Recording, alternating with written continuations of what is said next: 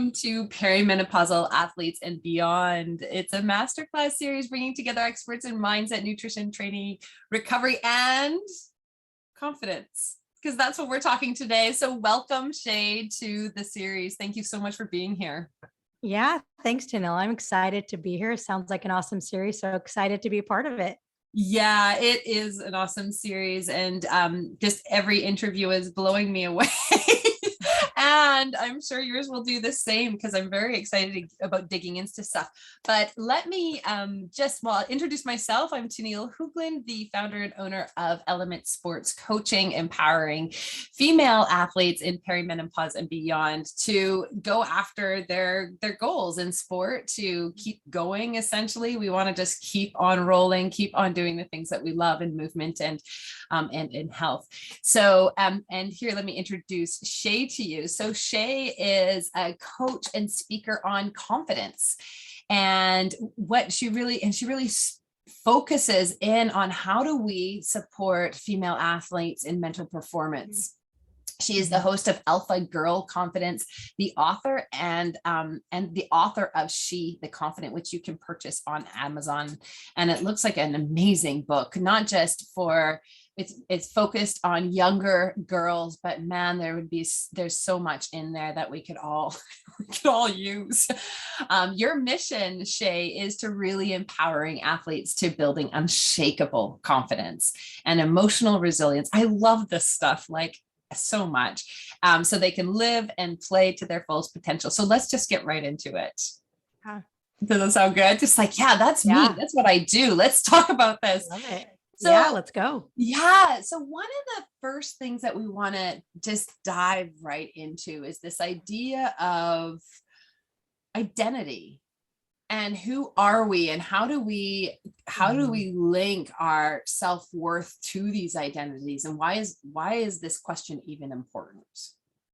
Yeah, so I think this stems all the way back from when we were kids and we played a sport. And all growing up, at least for me and probably for a lot of you listening, you played a sport growing up, and that was your life. You did that almost all day, every day, right? And you really build up this identity of, I am an athlete, I am a soccer player, basketball player, volleyball player, whatever that is.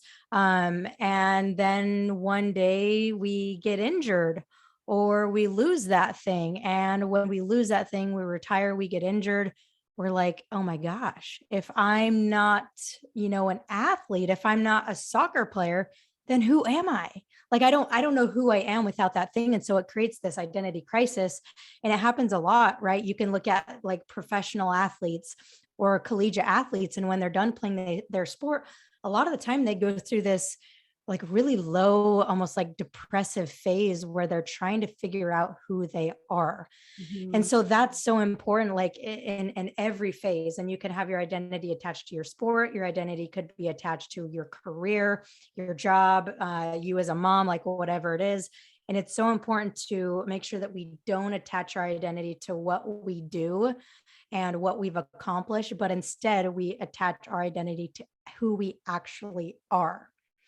And so the other piece of this with self-worth is a lot of the time we attach our self-worth to the thing that we do, right? So growing up as a kid, this is something I am just starting to figure out as an adult, is I was really stuck in if I perform well, that means I'm good enough. If I go to this college, that means I'm good enough. If I don't, that means I'm not good enough. I'm unworthy.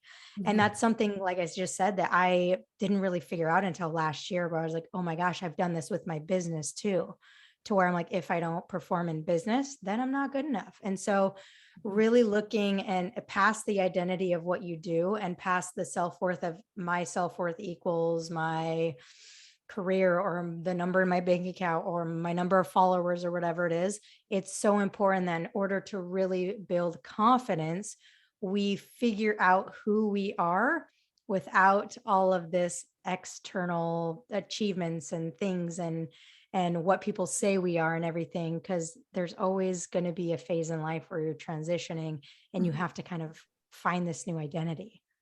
Right. And in part in this is, there's a lot of things going through my head right now. It's we have outcomes here that if we attach to that and the outcome doesn't, be fulfilled, then, or we do fulfill the outcome, then the next, it's always going to be the next one. It's like this unending quest of trying to get to the pinnacle of something and just not succeeding. And so when you say self-worth can't be tied to that, what are you really talking about then in terms of how we be? And what is it? What does that actually even look like? Right. So instead of attaching our self-worth to the result, because if you attach your self-worth to the result, you're going to feel great some days and feel really crappy other days. So instead of attaching it to the result, what if we attached our self-worth more so to the effort, to the pursuit, to the growth, to the just like being a good person, right? So the things that we can control, if we're going to simplify it, it's like, let's attach our self-worth more so from the external things to the things that we actually have control over. So instead of saying I'm only worthy when I win this game, it's like I'm worthy when just because I'm trying hard and I'm in pursuit of growth as a person.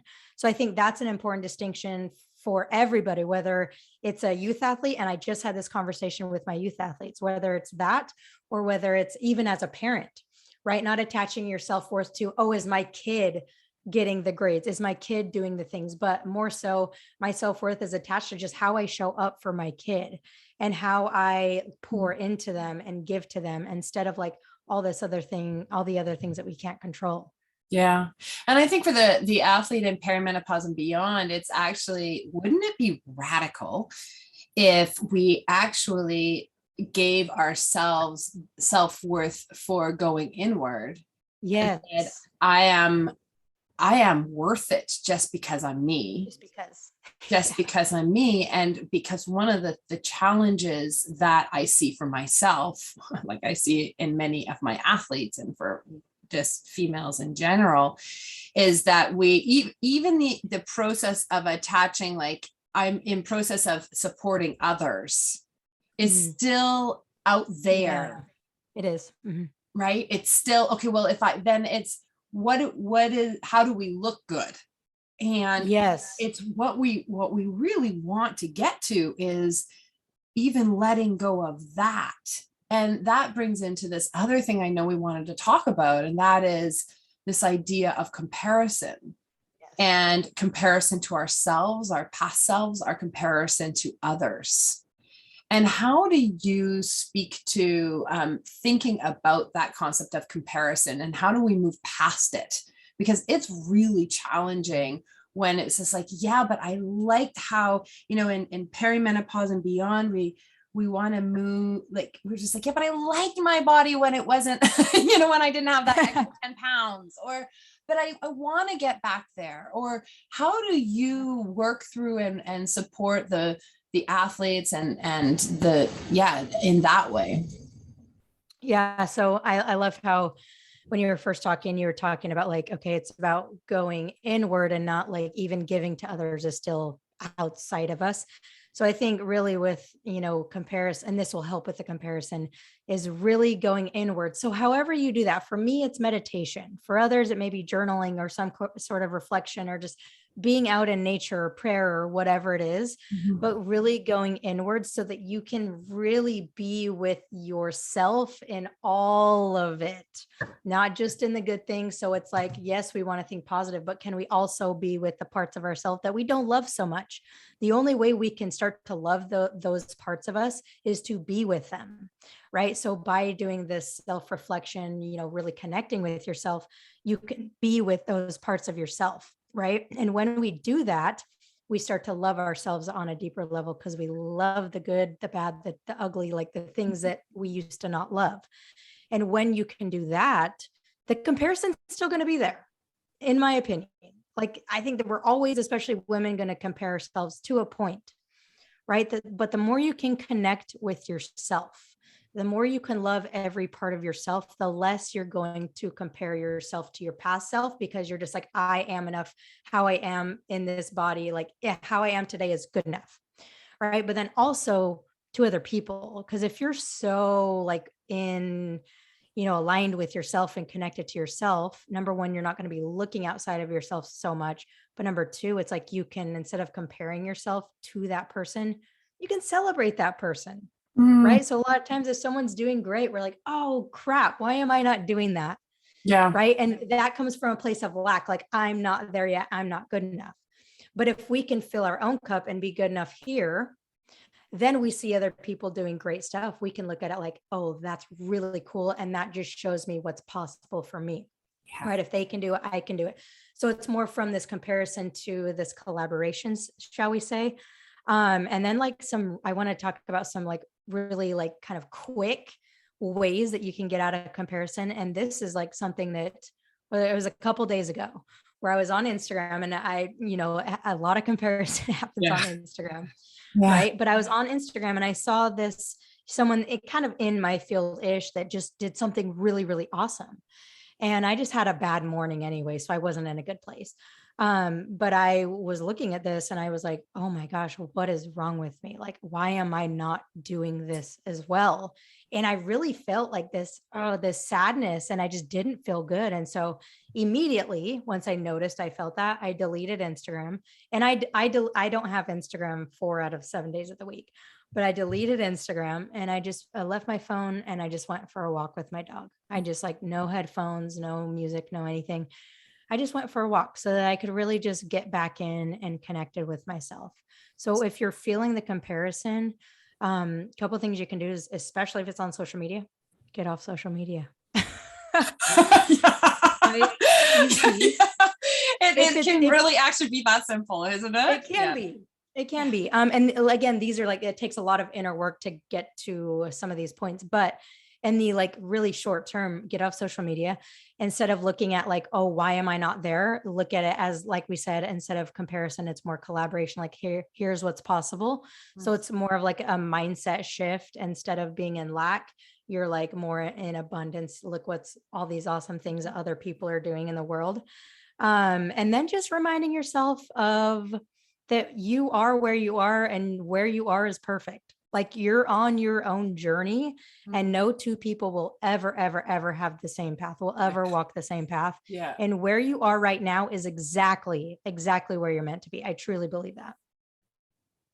Yeah, especially when things keep on popping up, you're like, why am I here again? It's because you have something to learn, and taking it as that, right? Like, because you and I are completely aligned in this, and it is so hard, especially when we're just like, man, why again?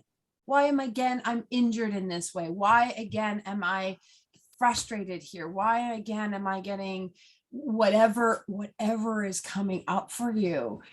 And it's because it wouldn't be a problem if we actually addressed whatever path. Now, this isn't always talking to everything. I mean, some things happen in our lives that are just absolutely unfortunate, and that's right. We're not talking about that. We're talking about learning and growth, and those sorts of things as well. The other thing that you said that I thought was really interesting, and I know a tool that I use is, and you pointed exactly to it, and that was, instead of envy, or lack of, going into the inspiration, but that can be used for so many of our emotions, right? So yeah. I'm angry. And so what is that pointing to? Yeah. That you care about somebody. Yeah. Mm-hmm. And isn't that a perfect, like, even in the points of our, like you had mentioned, it was just super powerful. So I want to come back to it. You said, loving all the parts of ourselves, loving all the emotions of ourselves, loving all the feelings of ourselves, and understanding what those feelings are pointing to, and saying, yeah, because they're telling us what we value. Yeah. They're guides, right? When you feel this so-called negative emotion, it's a great opportunity for you to sit with it and be like, what is this trying to tell me? We can look at it with something physical too, an injury, right? Like a couple of weeks ago, I kept like, my back kept like, and I'm sure everyone can relate. I was like, what is wrong with me? Like, why is my back? Like, I'm only 30, like, come on. And so I kept having this issue with my back, and I'm like, obviously, like, I'm like, there's something that it's trying to tell me, right? Or I was just sick after being injured. I was like, oh my gosh, now I'm sick for 2 weeks. And so I was like, okay, well, this sucks. It's like, I'm so sick of being sick.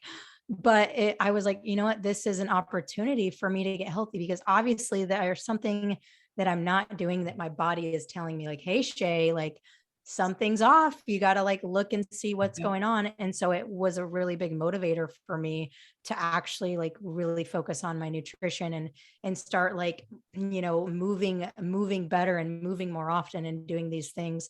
So anytime you're in a low, whether it's emotionally, physically, if you just look at it as like an opportunity to, get better from it, because all those lows have some really big lessons to teach you. Yeah. So say, let's give a scenario here. So here we are, and we are in one of these lows of our performance. And what would you suggest? Like, it's because what happens in perimenopause and it's almost like an adolescence. So this is why it's so perfect that we have that you have such an expertise with adolescence, but it is, perimenopause is almost like going back into adolescence in the same way. So for those that don't know, and actually Shay, you should speak to this better than me, but I'll cue you on it, is that in adolescence, what happens is that girls actually have, it's not like a boys in which they have this, ongoing progression. I'm going to get faster, faster, faster, stronger, stronger, stronger. Girls actually have a dip in terms of their performance because their bodies are changing. Well, guess what? In perimenopause, yeah, we may have a dip again because our bodies, our hormones, and everything is adjusting. So my question here for you is, what can we learn from our teenager selves almost, and how do we understand, like, let's look at the bigger picture? Or what is it that you say? Like, how do we get through that when it feels like it's like, but I used to, because now we're older, females that have this comparison, but we used to do it. Whereas in teenagers, well, they were always on a progression up. They were just used to getting better.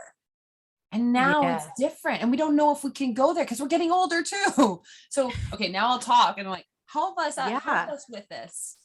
Well, okay, so this is actually really huge. So when you have those dips, right, whether it's, perimenopause or starting menopause, or not menopause, starting your period, starting menstruation is the right word. Like, yes, your body isn't going to feel like it normally does. And when we get into that space of, oh, I should be stronger, I should be able to do this, I should do this, blah, blah, blah, blah, blah, blah, blah. I should. Guess what? You're not listening to your body. Our bodies, if you listen to your body and really can tune into your body is going to tell you exactly what it needs.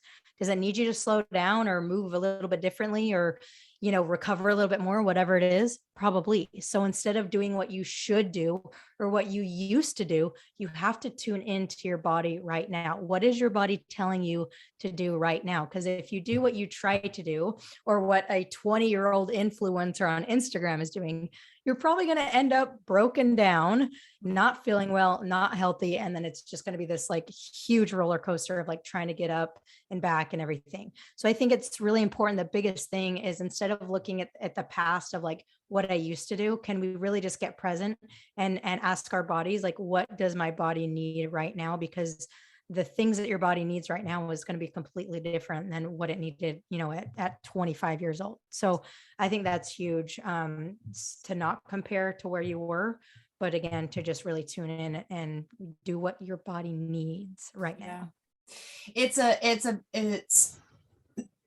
There's this idea of infinite versus finite, and we really sit in society which is always based on not enough time. And so our training and our lives, our days are always, we wake up and we feel like we've already missed out. This is like, honestly, it's like you wake up and you're just like, oh my goodness, it's already 8 a.m. And like, I have so much to do. And we live in this, badge of honor, I'm so busy world. And one of the challenges is to really release that, or this is what I'm hearing you say, is like, how is it that we can position ourselves into trusting that we're athletes, we're movers, Mhm. and we'll move again if it's not today, because it's at our core, it's in our Yeah. way of being.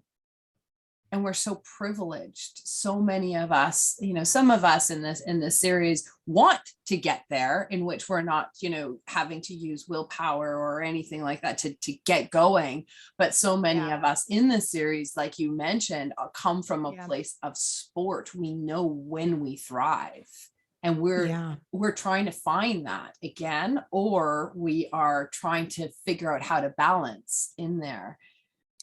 I actually have a good example of, Mhm.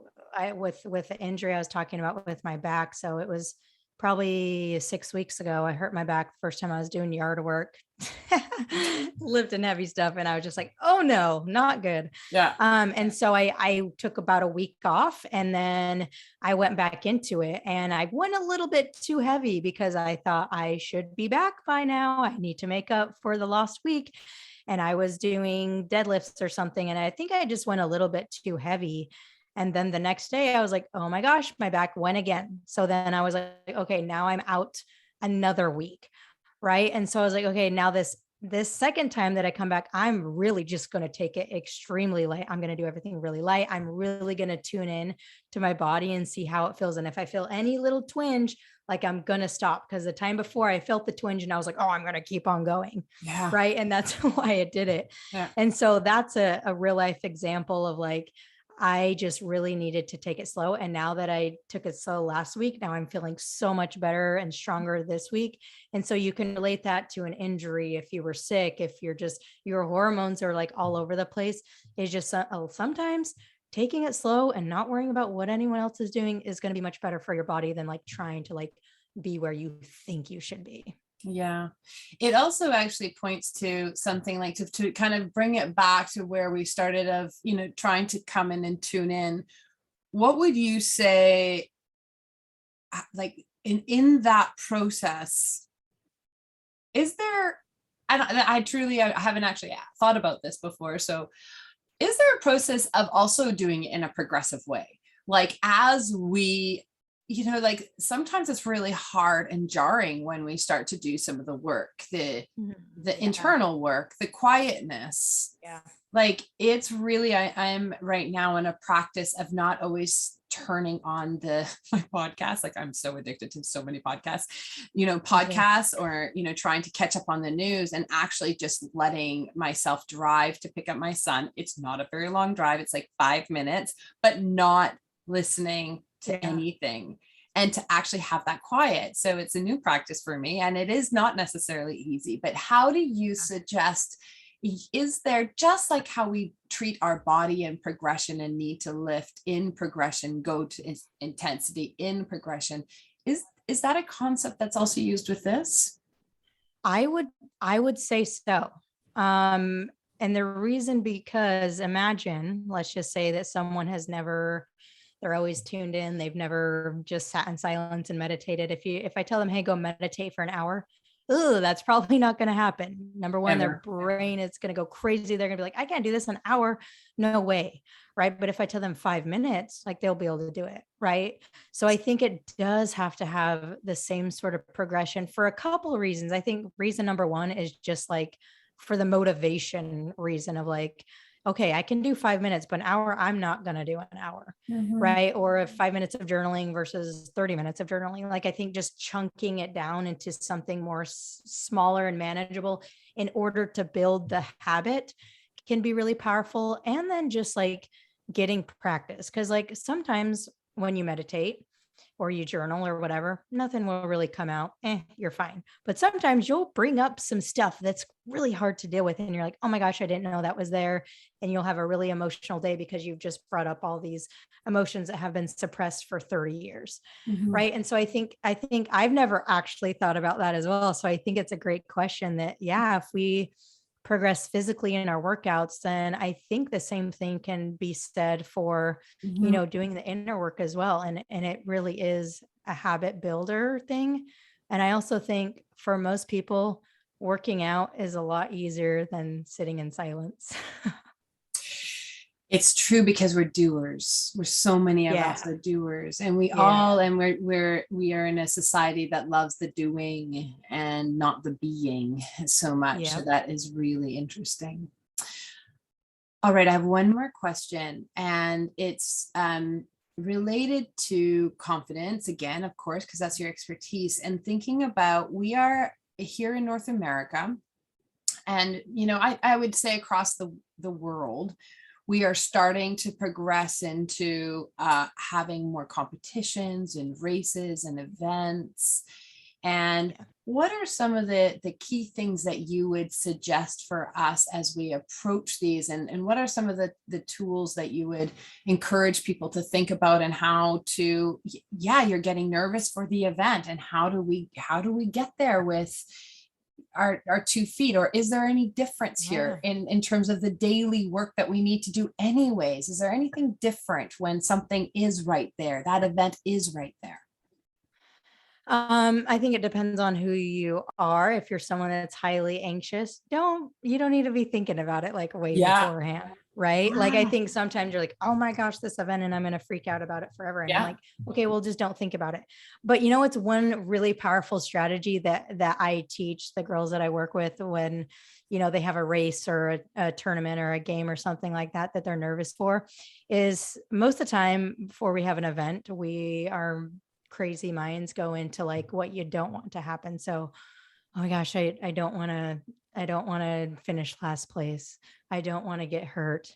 I don't want to make a fool of myself. I don't want to, like, you're just kind of thinking about all the things you don't want. Like it's just natural, right? Yeah.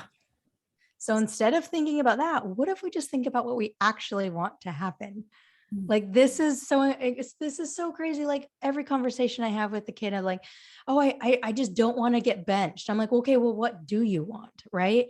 So instead of doing that, can you just write down, maybe journal on, okay, what are 3 to 5 things that you actually want to happen in this event, in this competition, whatever it is.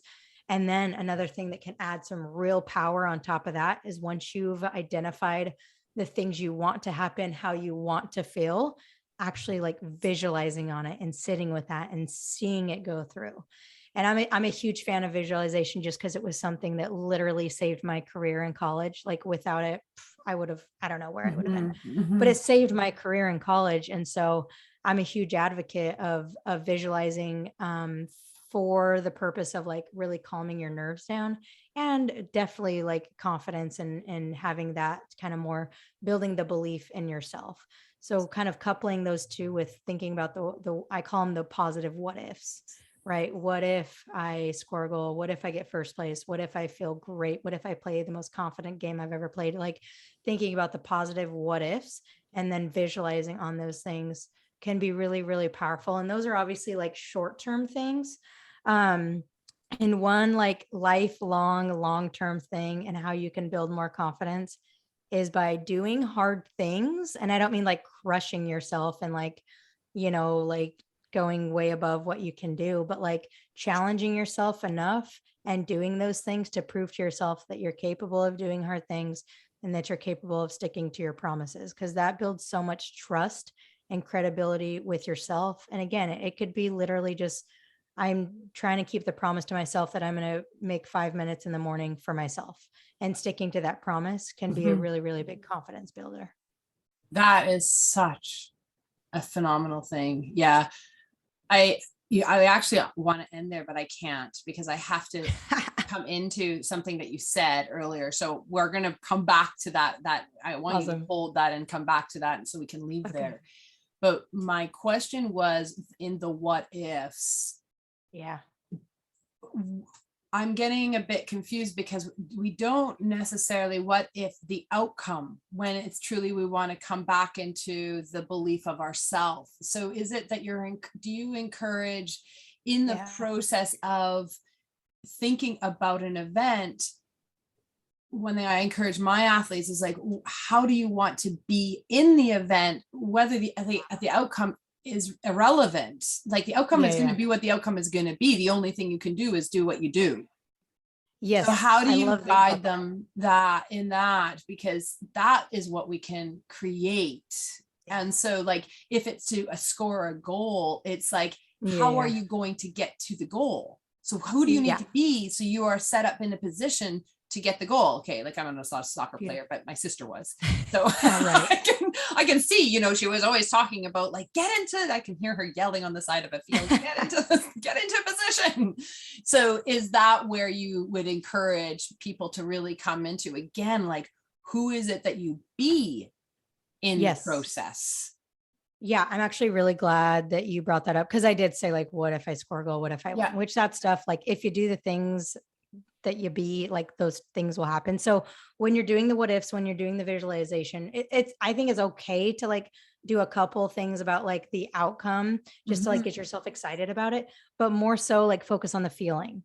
Yeah. Focus on the feeling. How do you want to feel? What is the things you can control? So always like, if someone's having a hard time thinking of these, I'm like, okay, let's write down all the things you can control. And Yeah. now how do you want to do those things that you can actually control? So Yeah. focusing on effort, attitude, communication, your leadership, like those controllable things, really focusing on those, and then how you want to feel, and doing those things, like that's most likely going to get you the result that you want. But I love how you said Yes. you cannot control the result, so I don't want that to be a focus. So yeah. Yeah. Yeah. And but what I also want now to point out that you said Yeah. is that it's still okay to be inspired. It's still Yeah. okay to have those outcomes as, I want to get there. I do want to visualize myself being able to get there, but I'm not going to put it on myself. Maybe it's Yeah. today, because wherever we are today is going to be perfect, like you said earlier. Yes. So I'm going to keep there, just like I'm going to be inspired by that amazing woman who is, in her 60s and lifting heavy shit. And I am that, yeah, look at those muscles. Like I want pipes like that, right? Like we want those things. And what is going to do? Well, we first have to start walking, right? Yes, right. Yeah. So it's like, okay, so you have the goal. It's like, okay, I want to be able to deadlift 300 pounds. Like have that in the back of your head. Don't focus on that, but have that in the back of your head. Yeah. But what do you need to do to get there? And then we focus on, okay, what if I go to the gym every day and I increase by whatever percent? And Yeah. it's like focusing on more of the steps to get to the big goal, but the big goal, the big outcome is not the focus. It's more of the little controllable things that will help you to get there. That's so perfect. So I'm asking, okay, actually, now let's come back to that final point of you can do hard things. I just really want that Yeah. I want to land that. I really want to remind people that that is where we create the integrity for, and the confidence, as you said, the confidence is coming from putting yourself into situations that make you just a little bit nervous, and Yeah. by, you said it so perfectly, following through on your word is what I remember. But Yeah. yeah, Yep. yeah. Okay, so my final question for you is this: was there a single moment in time, or or a specific experience that led you to go, I need to support female athletes to gain the confidence they need, because it's going to do X, Y, and Z, in sport, in life, etc. Is there a moment for you? Yeah, so I used to be like a soccer coach before I did this. I was trained, did private training, and then I coached at the time they were 12 years old. And I remember at the practice, like I got like everyone was at practice, and this is a kind of a culmination of things, but I feel like this was like the moment. I got a message from one of my players, was like, Coach, I'm not going to be there. Like she was in a really dark place, like almost like self-harm. Like she was in a really, really dark place. And the buildup of that was just like seeing these girls that are so talented, but like just was something missing, right? They just like mentally and emotionally, like they just didn't have the skills and the coping mechanisms. And then when I got that message, I was like, oh my gosh, like I'm not doing, like me coaching them is helping them to become better players and stuff. But like there needs to be more, because I saw myself in them. I saw myself when I was 12 years old, so struggling and not having any resources and not being able to talk about it. And then, kind of comes full circle where I'm in that place as a coach. And I'm like, they don't have any resources. They don't have a place to talk about their feelings. They don't have a place to learn how to become more confident and deal with, all of these things that teenage girls have to deal with. So that's why I do what I do. Number one, because of helping the girl I used to be, and also helping, the girls that I was working with, and seeing that there was just a huge disconnect there. Okay, so that's the perfect place to end. And the reason why is this, and it's because as we are in perimenopause and beyond, speak to the younger girl that you were for confidence. Yes. That's so powerful, right? If you were to close your eyes and just see the little you struggling, what would you tell her? Yeah. What would you tell her? Now tell yourself that thing. Yeah. And it doesn't So go away. We don't get too old for that. We don't No. get too old for that. And thank you. I don't want to say anything more. I'm just going to leave it there. This is awesome. Yeah. Thank you so much for joining us and for being part of this series. It's deeply meaningful. Yeah. Okay. I Bye. loved it. So thank you so much. Yeah.